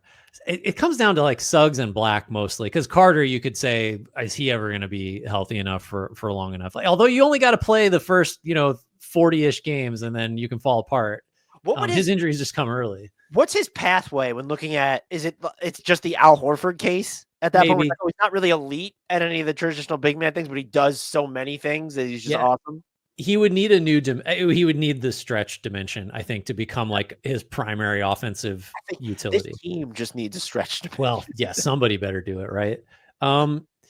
Suggs, I mean, has played like some all-star caliber ball, right? Like, he's the defense is locked in. We said that about several guys. If the 3-point shooting from last year could be paired with the defense and he stays healthy, I think I'm going over, because I think Anthony Black, who knows, like it's early enough in his career where maybe he gets there too. By the way, Anthony Black looks even younger than he is. He's one of the players I look at and it's just, oh my God, like you are a child. I'm going to go under, and it's wild because I tend to be higher on Jalen Suggs than you, right? Yeah, you do. I just look at it, the fact that Derek White, Marcus Smart, like none of those guys have made an all-star game. Suggs, I think, has a higher like overall ceiling than Derek White because he just feels more abrupt, but I don't think that's a good way to rationalize him like actually being all-star caliber. I don't know if he's ever going to have the offensive efficiency or numbers on this team, because you look at, okay, they have Paolo and Franz now, and they actually need somebody else who isn't Jalen Suggs. So eventually he's going to trickle down the pecking order even further. Right. I'm going to go under. I don't feel great about it, but again, I was traditionally lower on Franz than consensus, and I was clearly just wrong. That dude, the fact that we have him penciled in is just, he'll make one. Yep. Well, he was on our MVP ballot before he got hurt. I think it's a really good point you make about Suggs, where like the best version of Suggs on the Magic is one that's doing less. So it's like how, you know what I mean? Based on what they need to add for this team to actually score enough, he's in a fourth option situation, and maybe fifth. You mentioned Anthony Black. I don't know how you get there with him. Maybe I just don't have a great feel for what he could be offensively. What would be the analog? He feels gluey too, and is not a great fit with Suggs just because the limitations are kind of similar. I don't know. There's a possibility that it's like one or the other. Like, I guess if they move on from Suggs and Black, it just becomes the point guard, then maybe there's a way. I don't know. And honestly, just the outside chance of Wendell Carter Jr. having like a 15.7 rebound, like 5 assists season while like in a block while shooting 40% from three. The Horford comp into the over. Yeah. Good. This is, and that's the word we're going to use, is gluey from now on. Like there's enough gluey guys gluey here. He has some adhesive properties. Nice job selling me on the over. Thanks. The Philadelphia 76ers, they have, this is a 0.5, spoiler alert, Jared McCain, Justin Edwards, Quentin Grimes, Adem Bona? Is there anyone else that you want to throw in there? Ricky Council? Yeah, I don't. Yeah, we have to do Council's a good inclusion. The eventual Joel Embiid's bionic knees? Yabusele, since once they max him out to keep him. I mean, it's just McCain, and like, how does that work with Maxey also being there? Like, I don't know. Is there enough to go around? I guess there's some hypothetical where Embiid is gone and suddenly you're built around like your two undersized guard backcourt and it's like a Dame McCollum situation, but it's like then McCollum never made an all-star game, as you noted. So I don't know where I'm going with that. If he was in the East, would McCollum have made an all-star game? Probably. I mean, Yeah. he's been just rock solid, consistent. McCain has had some real moments before he got hurt where you could really talk yourself into he might be capable of like number one option stuff on like a decent offense, but Maxey's there and he's already got his contract and he's just going to be the guy, I think, deservedly. So I don't know where McCain fits into that. So I think I lean under. I'm going to go under as well. If I told you that if McCain wasn't on the Sixers, do you think high enough of him to have penciled him in as an like over 0.5? I don't think I'm there yet. I just not quite, but I'd feel better about it just because him and Maxey is such like we can't. That's just you can't do that. I don't think. I will say did not really factor into the consideration, but I was recently doing a redraft of the 2024 class. I had Justin Edwards very close to a lottery grade. Yeah, so shout out to the Sixers for finding him, but that didn't no bearing. I'm going under here as well. Okay. Who do we got next, Mr. Hughes? Oh, we have the stocked Phoenix Suns. So basically everybody who you expect has made all-star teams has already done it, and no Durant, no Booker, no Beal. So Ryan Dunn, Oso Ighodaro, we both like each of those guys. Nick Richards, Bol. Like this is a 0.5 and it's an easy under for me. These are role filling guys that low ceiling, I think Dunn and Ighodaro both could have, and Richards will be around for a long time. They're never going to be like first, second, third, fourth options on the teams they're on. Who do you think would have the best chance? It feels like Oso, right? Just Kinda. because, yeah. Yeah, like switchable defender can make the Draymond Green, but less defense case. Basically. Yeah, but better. Like the floater falls, like that's a signature shot. I'm trying to think who that even. And now we're just talking about like a smaller Hartenstein who just makes push shots. Yeah, I mean, I guess Ighodaro. Dunn is just like the offense. Even if Dunn is a really good 3-point shooter, then you're just talking about like a wing that you put on a good team that it stands in the corner. Like that's not going to do it. What about their 2031 pick? Would you just smash the over for Utah? What grade is that pick in right now? Is it like 7th? Next team is the Portland Trailblazers. I think this is one of the more interesting teams. So you have Scoot, you have Donovan Clingan, you have Shaedon Sharpe, you have Tamani Kamara. You can mention Denny Avdia as well. Please don't mention DeAndre Ayton, I would hope anyway. What do you think is let's start here. What do you think is the right line? I think it's 1.5. I agree. Because there's nobody that's a lock or anything close to it, but there's like a half dozen guys where you could talk yourself into it. I think led by Scoot, probably. Redemption tour for Scoot lately. Just he's everything. Been so much better. 3-point shooting, passing, defense, even he's one of the people where it just feels like because he's in Portland, and I know that we try not to treat the league like this, but that people latched on to what he was last year and even like the start of this year, and it was just, kind of written off. I mean, yes. And in fairness, like it wasn't just last year. Like he really was also not good for a good chunk of this season. I paired with his draft profile, which obviously we've talked a million times about, like this guy's the best since whatever. And now that you're actually seeing it with the 3-point shooting is like, that's a big deal. Finishing better. That was another real issue with him, is like, how is he just so bad on twos?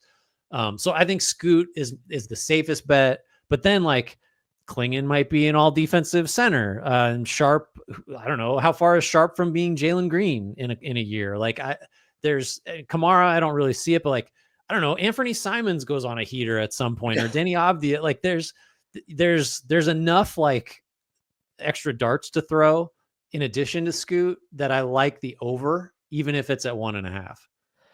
I'm going to go over as well.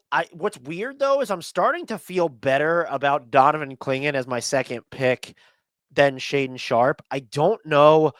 It feels like because of his physical tools, Shaden Sharp should be really good on defense, and he's just not. And Mhm. then the jumper is just when I watch it, okay, like I like it, but then you kind of dig into the efficiency, and it's just never for super long periods of time been hyper efficient. Mhm. But then there's the self creation. He's done a lot better as a self creating shot maker this year. There's of course the rim pressure. Donovan Clingan, then you get into okay, well, like what is he really? Like he's just like he's a traditional big, basically, but he might just be so dominant if he's going to play. He might be so dominant defensively, is what I'm getting at. If he plays Yeah. enough minutes, it's not the like I don't know is it the Marc Gasol case, and even he was like more of a playmaker and spacer. That's not a good example. I think the name that came to mind because we talked about him is like he's maybe like a Zubats, but also leads the league in blocks, like that kind of thing, where it's like the defense gets recognized because in addition to just being positively impactful, he's way up there in the league leaderboard for something that we associate with defense. Couldn't it be? And this, so here's a wild, or I would say it's not wild, it's believable, but just a stat on Donovan Clingan. So among everyone who's played 500 minutes this year, which I think is over 300 players, Clingan is one of 3 who clear the 90th percentile of roll man impact and defensive field goal percentage allowed at the rim versus expectation. Hmm. The other 2 players are Kristaps Porzingis and Victor Wembanyama. Yeah. And so those are completely different players from him. Whereas like you could draw parallels between Kristaps and Wemby. Donovan Clingan offensively is just not like them at all. But my point would be, if you're the Blazers and you just have the league's best defense, that's probably Donovan Clingan's path, sort of the Rudy Gobert like path there.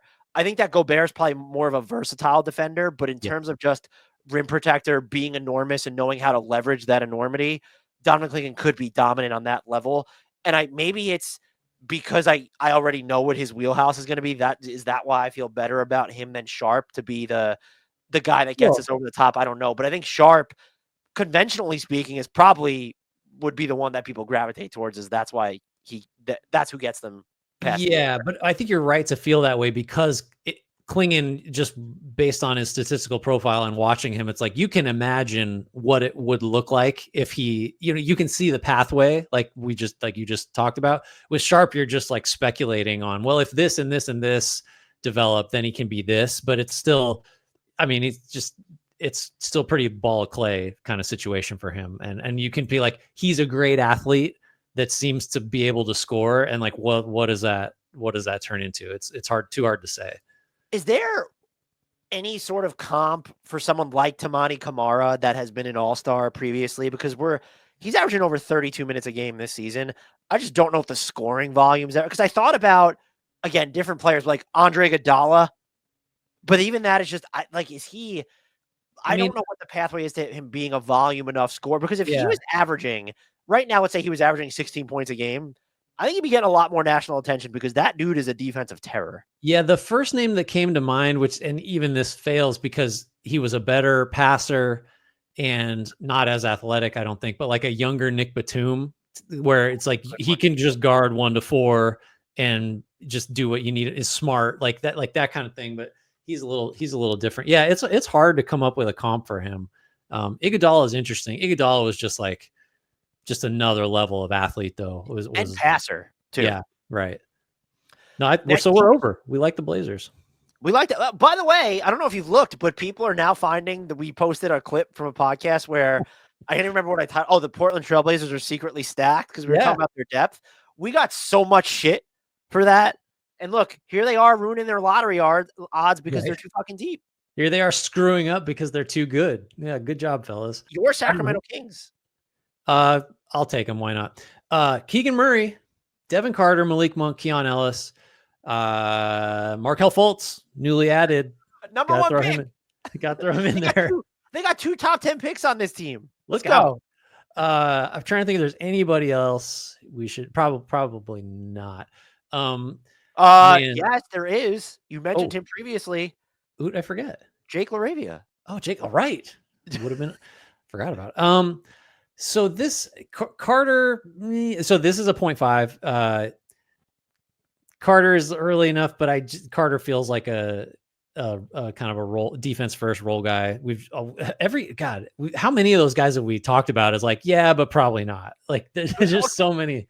I think the fun, or I don't know if it's fun or if it's effective, it's one or the other. Maybe it's just interesting. What would be the analog for what Devin Carter's supposed to be, which kind of feels like a taller, prime Patrick Beverly? Yeah. I think like the shooting is a bigger part of the package with him, or like the theory of his upside than it was for Beverly. One of my favorite things is when people, not that they're just watching him for the first time, but when like you see the clips of the Devin Carter like moonball threes, where it's like he shoots and it goes out of frame because the arc is so high.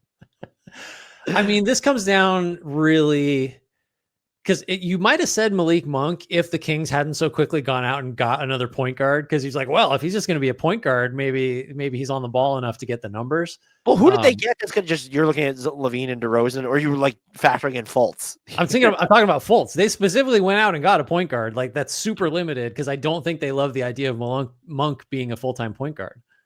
Well, because I was going to ask you, so the best option here is what you're getting at is Keegan Murray. Yeah, and this time last year, or actually, honestly, actually, that's a good question. Do you think his stock was highest when he was setting the rookie record for made threes 2 years ago, or last year when we all agreed, oh my God, this guy's a really good defender? I think it was last year, because I believe you could always envision the stuff he was doing as a shooter scaling to a smaller role, but still having enough like made buckets to, he's averaging 19 points a game and playing all defense level defense. That's his ticket into the All-Star game, which, by the way, that's still probably his ticket in the All-Star game. I just think he has way more to offer offensively. It's clear they're never going to build the team in the image of tapping into that, though. Yeah. I think it is still him. He's already 24. It isn't about him. It's about the team that's around him and the type of team that the Kings keep seeming to want to build. That's just, is he ever going to be more than a fourth option? Like, certainly not while he's on his rookie scale deal. And then by the time he's on his second deal, can they even will they just say like, why are we going to pay a fourth option $30 million a year and he'll be somewhere else and then maybe in a proper role and then he's an all-star. So I got to go under. While acknowledging Keegan Murray would make this much more difficult if he had ever been kind of given a chance. I'm going to go over because I tend to be maybe irrationally high on Keegan Murray, but also I just think we might be discounting the any given year Malik Monk just go like, what if he's just averaging like 20 points and 8 assists a game next season or something because DeMar DeRozan gets older or they move off of DeMar DeRozan to do something else, maybe address like a defensive need. I'm not predicting it. I just, in my head, I'm going to try and play the Keegan Murray upside and then and like also maybe Devin Carter just sort of goes kaboom. And so I think there's sort of enough like good vibe wild cards here that I'm going to take the over at 0.5. I love the faith you have in them. If the Kings would move on from Levine or DeRozan, which I think DeRozan would be the one where it's because I think Levine is more comfortable working off the ball.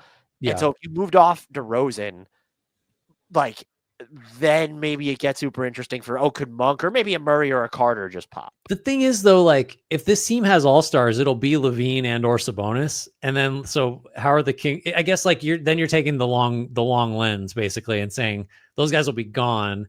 And then maybe that might make Carter the pick, is just like he's on his rookie deal and might be here the longest and outlast everybody that's ahead of him. And also, DeRozan might only be here for another year. Yeah. Because that third year, is not fully guaranteed, but it's mostly guaranteed.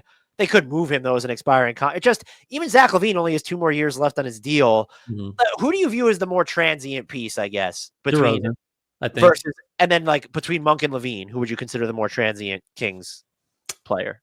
I think, that's a good question. I think probably Monk. Just because I feel like teams are really going to, if you wanted to make a bigger trade as the Kings, his contract, his age, right, teams are just going to want him. Yeah. That's fair. I'll take the over still, though.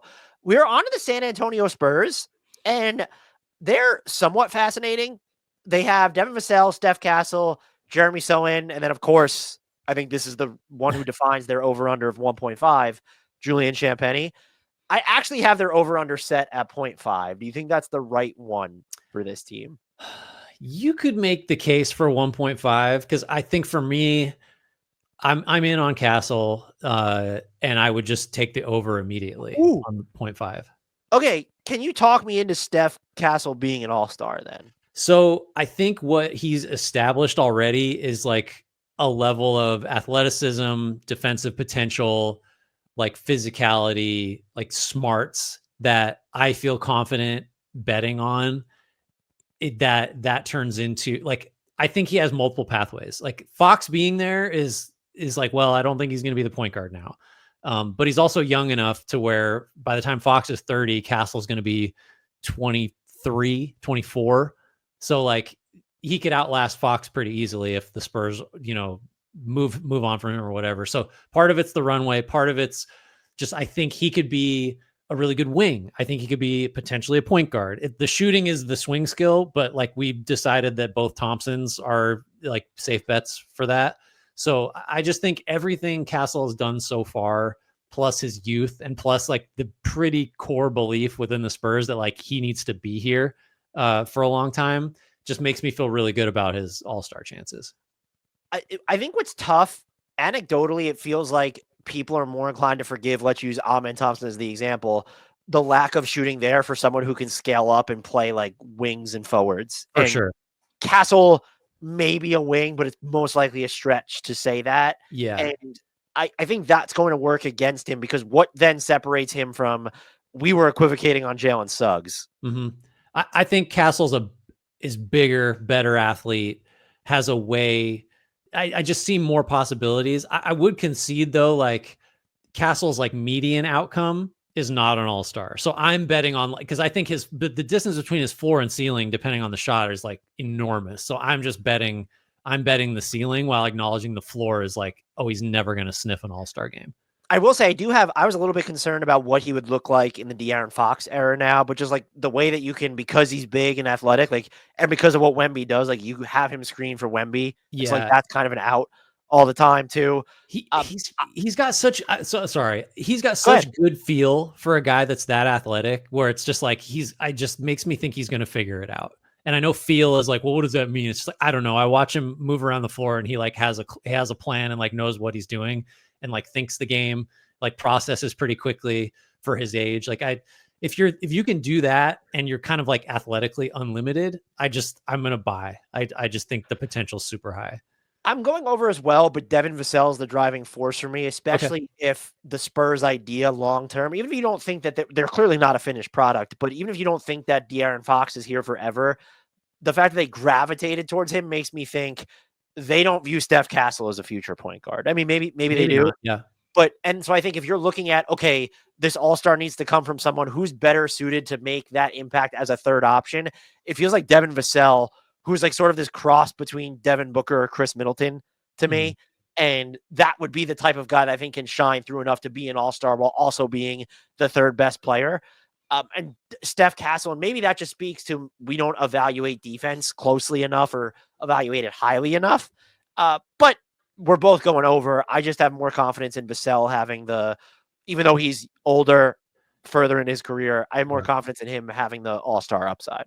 I think the Vassell's role is like so clear. It's so much easier than it is for Castle. Like a few things, Castle has to like change or like the situation has to change a little bit, I think, for him to really have that. So I understand why you'd go Vassell. If he ends up shooting what Devin Vassell let's even say on lesser volume, but like if there's a season where Steph Castle's taking 4 threes a game and knocking them down at like 36%, that's the path. Okay, that's the pathway. Right. Then it's not a question of like, oh, can he play with Fox? It's like, what do we do with Vassell? Like then it's like that's his role that he's taking. You play small because Wemby's 7 right. and a half. You play all three for sure.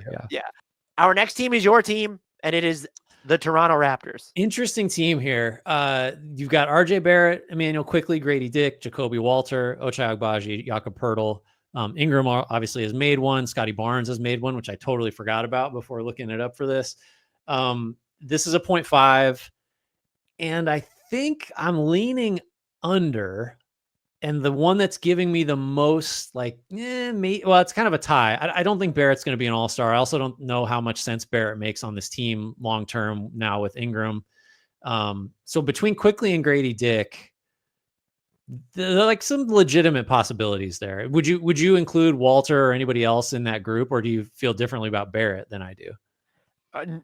I just these all just feel like stabs in the dark. That like it'd Mhm. be like, what if Jakob Pertl just had like you could envision him having a monster season there, like being a double guy or something, and then like averaging I don't know, 4 assists. I'm leaning under despite the breadth of options here because I don't like Scotty Barnes, Brandon Ingram. So then what's the pathway? I would have gravitated initially towards Barrett or Emmanuel quickly, but then what's the pathway to either of those two necessarily being one with both of these guys Mhm. in Toronto? I will say Jacoby Walter might have that type of upside. I've seen some good defensive moments from him. He's definitely comfortable creating chaos on the ball. I'm just like, I feel if you're asking me, am I going to go with Jacoby Walter, who I've seen, or Nikola Topic, who we haven't seen in the NBA? I would still like feel better about a Topic. So I'm going to go under here. But there's the case for them going over, I think, is just doesn't it feel like you could talk yourself into of the list I gave you, even if you're trying to play the pipe dream game, there's like, oh, there's like 3 or 4 guys that you could make Yeah, a case it's the for. shotgun approach. You got a lot of like your aim doesn't have to be very good. Like there's just so many like non-zero chances. I still go under just because I think you said it, like Barnes is going to be the first all-star pick for this team. Ingram would be second. And then like how good do the Raptors need to be where we're talking about any of these guys as a third all-star? And then it's like, well, like other than like I guess Grady Dick and Jacoby Walter are young enough to where they could outlast the current all-stars and be there, but I don't know. I don't like those odds. And if you had to pick a player in the vacuum that would be most likely to do it, I feel like it would be Emmanuel quickly still. That was my first thought. I think Grady Dick is someone you'd have to consider though too. If like because we've seen build as a shooter, but then we had like this playmaking revelation over the summer and some flashes of that to where I don't know what the comp is for him, but like you could the team would have to be so different though for him to have the kind of the size of the role that he would need.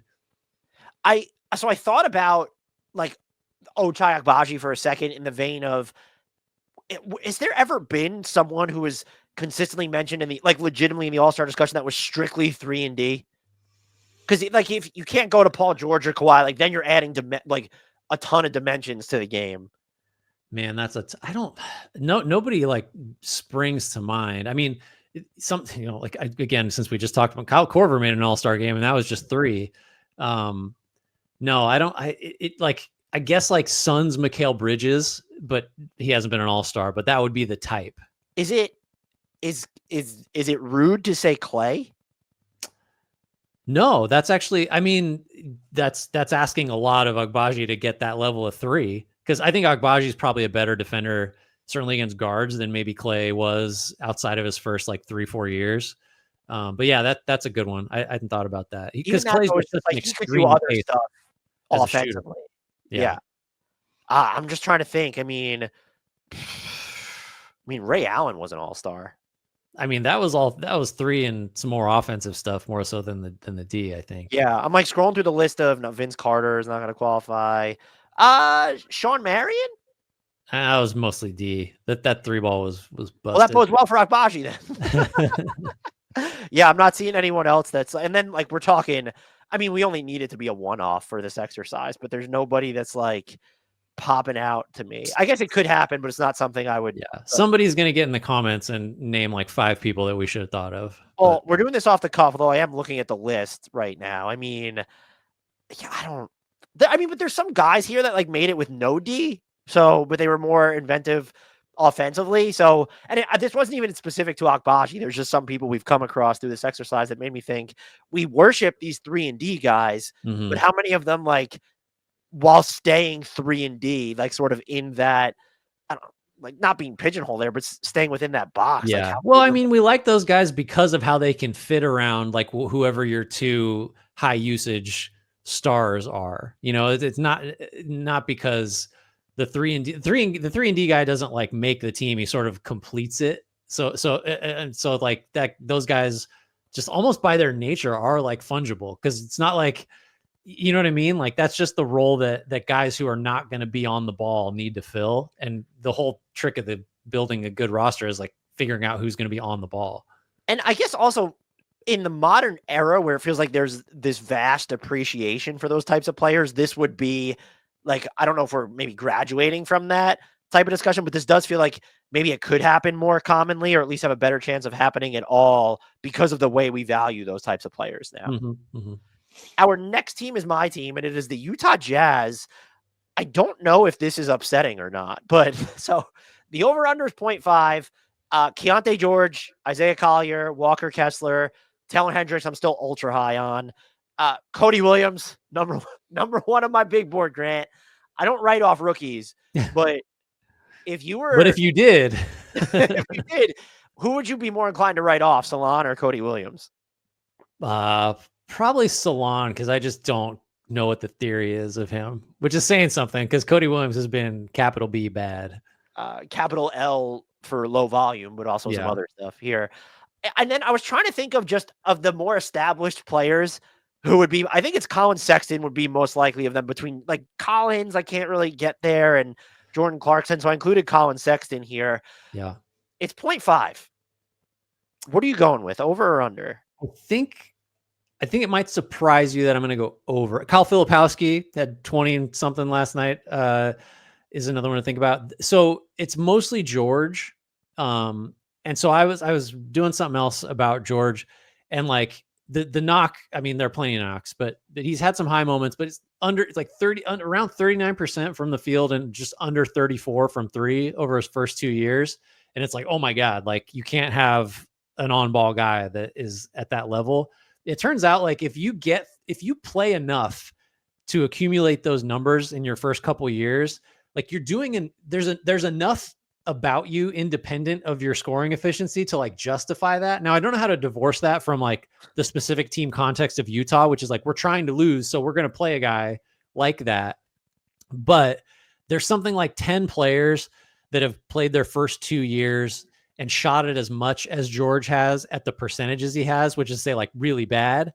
And it's like Jason Kidd, Mookie Blaylock. Like there's a couple like real names that are there, along with your like Emmanuel Moutier's, Cole Anthony is another one. So if you've been that inefficient, but played as much as George has, it's like a coin flip that you might be really good. It's kind of like point guards that are rookies that have super high turnover totals. It's like, well, those guys all end up in the Hall of Fame, like just because they had the ball that much as a rookie. So they must have had something. So George is the one that I could see the upside with. And then it's the Toronto thing where it's like, there's enough dudes here where like maybe Kessler wins Defensive Player of the Year and is an all-star. Like maybe Hendricks, once he's healthy, really is the stretch forward that defends everybody. So there's enough in addition to George that I feel like 0.5, I can fairly comfortably go over. Yeah, I'm going to go over as well. I think the player I'm highest on long-term for this team, even with the injury, is still Taylor Hendricks, as just a pathway of being kind of, honestly, I would say the player Jaren Jackson Jr. is now, where I really think there's a chance to be more dynamic offensively. And even if he's the Jaren Jackson Jr. of, let's say, not the past 2 seasons, that player could still technically make an all-star game. And then you mentioned all the stuff with George, even with Kessler. I think you could also kind of, I made a joke before about Collier having just get you fired or promoted greatness. He kind of does. I mean, like he's all over the place. He's probably like most likely in the league to shoot an air ball layup. But it's just, there's a frenetic to the way he plays. And when you start to like really dig into it, Grant, of rookies who have played a ton of minutes, and then you're looking at like, looking at just their assist totals or their ability to get assists. So his assist rate is over 34 for a rookie, which is just insane. So if you look at all the rookies who have played at least 1,000 minutes and had an assist rate north of 30, like it's not like it's a bunch of dudes, but it's 60 of them. And just some of the names that pop up. Okay, there's Micic and Giddey, but there's also LaMelo Ball, Ja Morant, Luka Doncic, Trae Young, Ben Simmons. But then there's also Tyler Ulis and TJ McConnell and Elfrid Payton. So it's like the George thing. It's like there's a real low floor but there's a real high ceiling for some of those numbers. So if he could get more efficient as a scorer, like there's because the stuff he could do in the lane, or will he become a good shooter? I don't know. I just think I'm going over, not primarily because of him, but when you're kind of talking about the stabs in the dark or stepping out on these limbs, there's enough of them. And I think like Isaiah Collier falls into that. And he was, everyone knows, wasn't he like first in his recruiting rank at one point Right. in high Yeah, school? he was top 5. I think he was second. But yeah, like that doesn't just disappear in a lot of cases. So again, not predicting it, but when I like Taylor Hendricks a lot, I like Keontae George too. And also, I don't feel this way. I want to make it clear about Collier, but you watch the aesthetics of George's game. There's like a poise and control for Keontae George that makes me think, oh, this could be like someone who hits some pull-ups and then is also a really good game manager. Yeah. I see the pathway there. So the eye test, you don't necessarily get that with Collier consistently because he could be like one of the most detrimental players in the league for any given moment too. But boomer bust, baby. Yeah.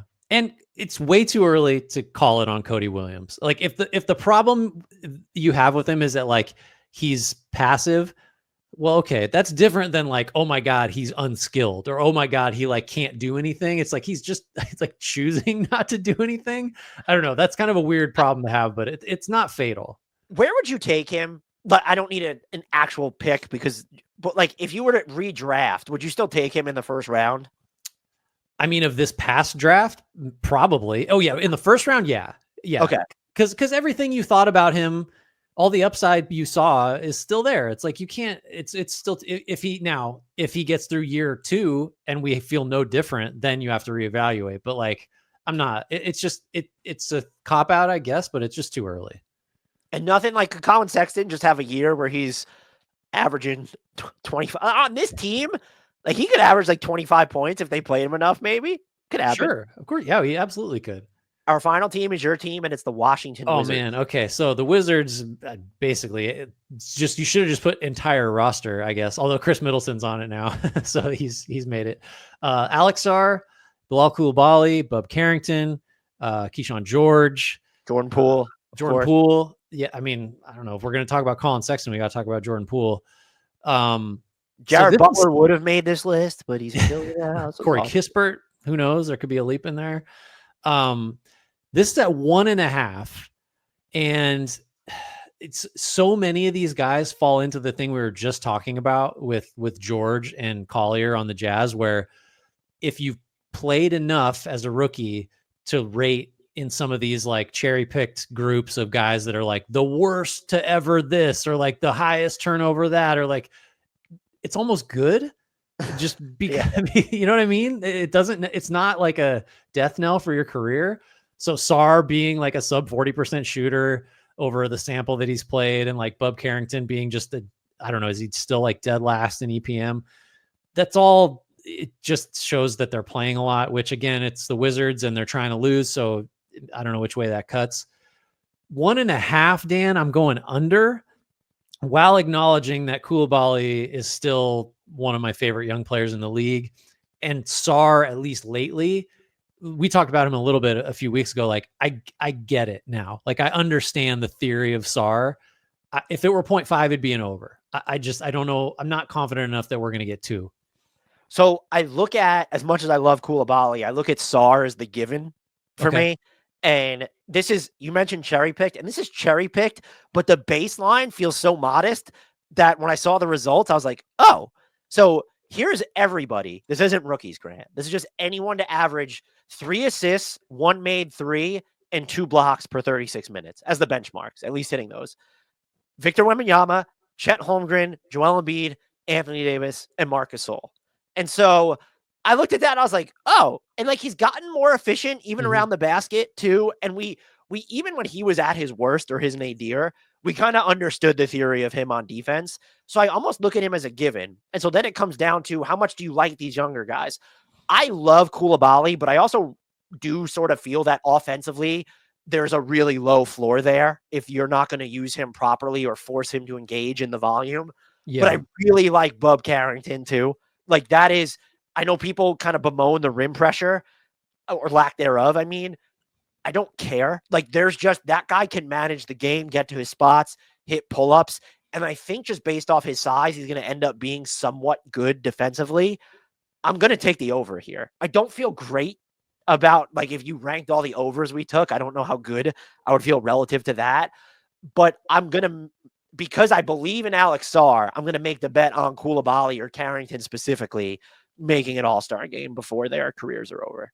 Yeah, I think I just fall in the middle where I like Sarr and Coulibaly. I think one of them will make an all-star game, and I don't know who it is.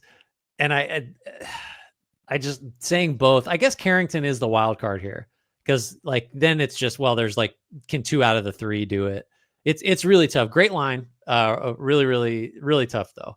We did it. All 30 teams in under 2 hours, which for anyone who's new around these parts, that's a caps lock accomplishment for this duo. Grant, do you have anything to add about this exercise, or are you ready to take us out of here? I just want to reconsider. No, I think we should probably call it. Wow. We circle back to the Miami Heat discussion about. Let's do reverse alphabetical order with all we've learned and start over. Let's see how much we forgot and see if we did this reverse alphabetical order right now, if our over-unders would line up with what our over-unders just were. No chance. Thanks everybody for listening, for watching. Please remember, if you're watching this on YouTube, subscribe there, leave us some comments. Let us know the 3-and-D players that were all-stars that we could not remember. That would be very helpful because our brains don't work anymore. What else? Make sure wherever you're listening, you're leaving reviews, you're giving 5 stars, you're subscribed, make sure you're getting downloads, all that good stuff.